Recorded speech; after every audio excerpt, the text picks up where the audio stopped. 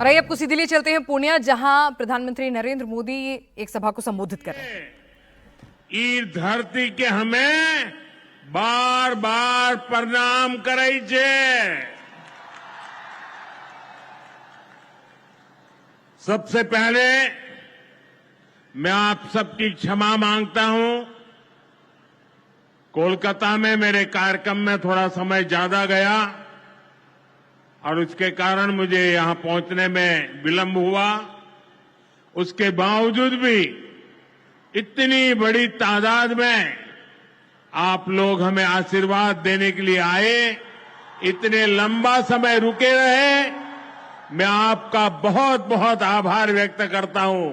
और विलंब से आने के लिए मैं फिर एक बार जनता जनार्दन के चरणों में क्षमा याचना करता हूं। साथियों, आज यहां बिहार के विकास के लिए करीब 40,000 करोड़ रुपया की परियोजनाओं का लोकार्पण और शिलान्यास हुआ है। रेल, एयरपोर्ट, बिजली, पानी से जुड़ी ये परियोजनाएं सीमांचल के सपनों को पूरा करने का माध्यम बनेगी। आज यहां 40,000 से ज्यादा लाभार्थियों को पीएम आवास योजना के तहत पक्का घर भी मिला है। इन 40,000 परिवारों के जीवन में आज एक नई शुरुआत हुई है। धनतेरस से पहले, दिवाली से पहले और छठ पूजा से पहले अपने पक्के घर में गृह प्रवेश बहुत सौभाग्य से होता है। मैं इन परिवारों को बधाई देता हूं, शुभकामनाएं देता हूं। साथियों, आज का ये अवसर मेरे उन बेघर भाइयों बहनों को भरोसे देने का भी है। एक दिन उनको भी पक्का घर मिलेगा, ये मोदी की गारंटी है। हमारी सरकार ने पिछले 11 साल में 4 करोड़ से ज्यादा पक्के घर बनाकर गरीबों को दिए हैं। अब हम 3 करोड़ नए घर बनाने का काम कर रहे हैं। जब तक हर गरीब को पक्का घर नहीं मिल जाता, मोदी रुकने या थमने वाला नहीं है। पिछड़े को प्राथमिकता, गरीब की सेवा, यही मोदी का लक्ष्य है। साथियों, आज सर एम विश्वेश्वरैया जी की याद में हम इंजीनियर्स डे मनाते हैं। विकसित भारत, विकसित बिहार के निर्माण में इंजीनियर्स की बहुत बड़ी भूमिका है।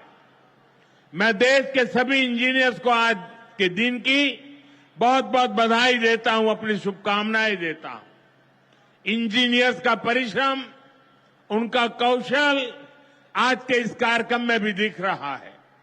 पूर्णिया एयरपोर्ट की टर्मिनल बिल्डिंग रिकॉर्ड 5 महीने से भी कम समय में बनाई गई है। आज इस टर्मिनल का लोकार्पण हुआ है। पहली कॉमर्शियल फ्लाइट को हरी झंडी भी दिखाई गई है। और हमारे एविएशन मिनिस्टर श्रीमान नायडू जी भी हमारे बीच है। उनके लिए भी जरा ताली बजाइए। यहीं से हवाई जहाज उड़ा रहे हैं वो। नए एयरपोर्ट की वजह से अब पूर्णिया देश के एविएशन मैप पर आ गया है। अब देश के बड़े शहरों से, बड़े व्यापारिक केंद्रों से पूर्णिया और सीमांचल की सीधी कनेक्टिविटी होगी। साथियों, एनडीए सरकार द्वारा इस पूरे क्षेत्र को आधुनिक हाईटेक रेल सेवाओं से भी जोड़ा जा रहा है। आज भी मैंने वंदे भारत, अमृत भारत पैसेंजर ट्रेन को हरी झंडी दिखाई है। आज अररिया, गलगलिया नई रेल लाइन का उद्घाटन हुआ है। विक्रमशिला, कटरिया नई रेल का शिलान्यास भी किया गया है। साथियों, कुछ दिन पहले ही भारत सरकार ने एक और बड़ा निर्णय लिया है। Buxar Bhagalpur high speed corridor के मोकामा मुंगेर सेक्शन को मंजूरी दे दी है। इससे मुंगेर, जमालपुर, भागलपुर जैसे इंडस्ट्रियल हब को बहुत फायदा होगा। सरकार ने भागलपुर, दुमका, रामपुर हाट रेल लाइन के दोहरीकरण को भी मंजूरी दे दी है। साथियों, देश के विकास के लिए बिहार का विकास जरूरी है और बिहार के विकास के लिए पूर्णिया और सीमांचल का विकास जरूरी है।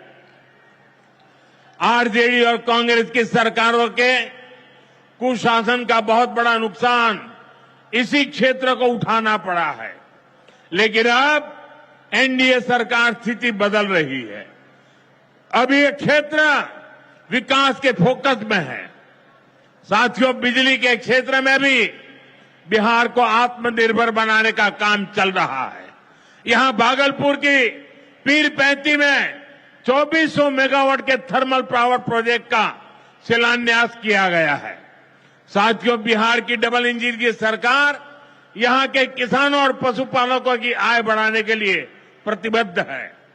आज Kosi Mechi intra state river link project के पहले फेज का शिलान्यास भी हुआ है। इसे ईस्टर्न कोसी मैन कैनाल का विस्तार होगा। इसे लाखों हेक्टेयर भूमि की सिंचाई में सुविधा होगी और बाढ़ की चुनौती से निपटने में भी आसानी होगी। साथियों, बिहार के किसानों के पास आय का एक साधन मखाने की खेती भी रहा है, लेकिन पिछली सरकारों ने मखाने की भी उपेक्षा की और मखाना किसानों की भी उपेक्षा की। और मैं दावे से कहता हूं, ये जो आजकल यहां आकर के चक्कर काटते हैं ना, उन्होंने मेरे आने से पहले मखाना का नाम भी नहीं सुना होगा। ये हमारी सरकार है जिसने मखाना को प्राथमिकता दी है। साथियों, मैंने बिहार के आप लोगों से राष्ट्रीय मखाना बोर्ड के गठन का वायदा किया था। केंद्र सरकार ने कल ही राष्ट्रीय मखाना बोर्ड की स्थापना के लिए नोटिफिकेशन जारी कर दिया है। मखाना किसानों को मखाने की अच्छी कीमत मिले, टेक्नोलॉजी का इस्तेमाल बढ़ाया जाएगा। राष्ट्रीय मखाना बोर्ड इसके लिए निरंतर काम करेगा। मखाना सेक्टर के विकास के लिए हमारी सरकार ने करीब 550 करोड़ रुपए की योजना को मंजूर किया है। साथियों, बिहार के विकास की ये गति, बिहार की प्रगति कुछ लोगों को रास नहीं आ रही है। जिन लोगों ने दशकों तक बिहार का शोषण किया, इस मिट्टी को धोखा दिया, आज वो ये मानने को तैयारी नहीं कि बिहार भी नए कीर्तिमान बना सकता है। आप देखिए, बिहार के हर क्षेत्र में हजारों करोड़ रुपए के डेवलपमेंट प्रोजेक्ट पर काम चल रहा है। बिहार के राजगीर में हॉकी का एशिया कप जैसा बड़ा आयोजन हुआ। ओटा सिमरिया पुल जैसे ऐतिहासिक निर्माण कार्य बिहार में हुए। Made in Bihar rail engine Africa तक एक्सपोर्ट होकर जा रहा है, लेकिन ये सब कांग्रेस और आरजेडी वालों को पच नहीं रहा है। बिहार जब भी आगे बढ़ता है, ये लोग बिहार का अपमान करने में जुट जाते हैं। अभी आपने देखा होगा, आरजेडी की सहयोगी कांग्रेस पार्टी सोशल मीडिया पर बिहार की तुलना बीड़ी से कर रही है। इन लोगों को बिहार से इतनी नफरत है, इन लोगों ने घोटाले और भ्रष्टाचार करके बिहार की साख को बहुत नुकसान पहुंचाया। अब बिहार को विकास करते देखकर कांग्रेस आरजेडी ने फिर बिहार को बदनाम करने की ठान ली है। भाइयों बहनों, ऐसी मानसिकता वाले लोग कभी बिहार का भला नहीं कर सकते। जिन लोगों को अपनी तिजोरी भरने की चिंता रही हो, वो गरीब के घर की चिंता क्यों करें?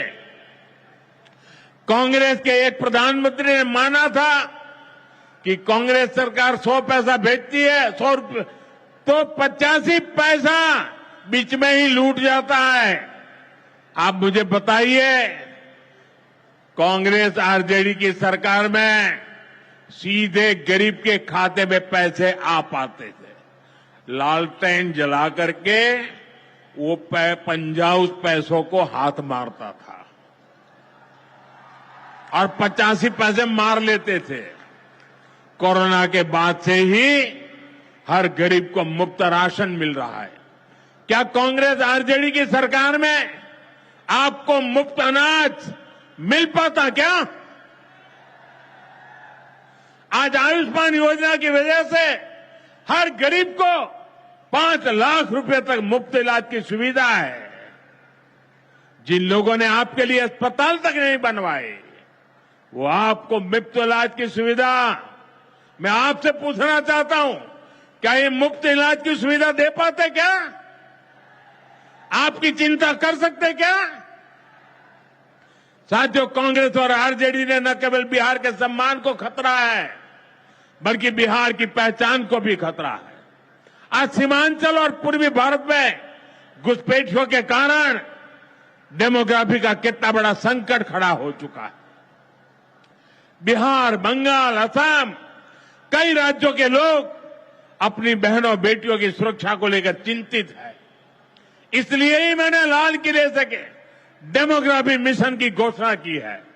लेकिन वोट बैंक का स्वार्थ देखिए, कांग्रेस, आरजेडी और उसके इकोसिस्टम के लोग घुसपैठियों की वकालत करने में जुटे हैं, उन्हें बचाने में लगे हैं और बेशर्मी के साथ विदेश से आए घुसपैठियों को बचाने के लिए ये नारे लगा रहे हैं, यात्राएं निकाल रहे हैं। ये लोग बिहार और देश के संसाधन और सुरक्षा दोनों को दांव पर लगाना चाहते हैं। लेकिन आज पूर्णिया की इस धरती से मैं इन लोगों को एक बात अच्छी तरह समझाना चाहता हूं। ये आरजेडी कांग्रेस वालों की जमात, जरा कान खोल के मेरे बात सुन लो।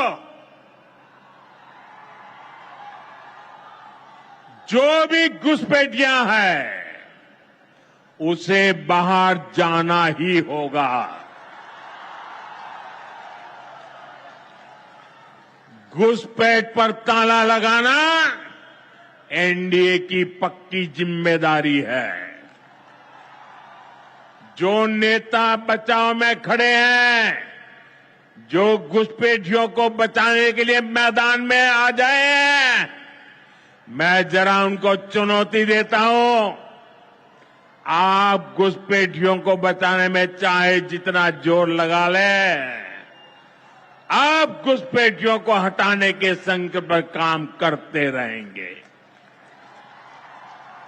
जो लोग घुसपैठियों की ढाल बनते हैं, वो सुन ले, भारत में भारत का कानून चलेगा, घुसपैठियों की मनमानी नहीं चलेगी। ये मोदी की गारंटी है।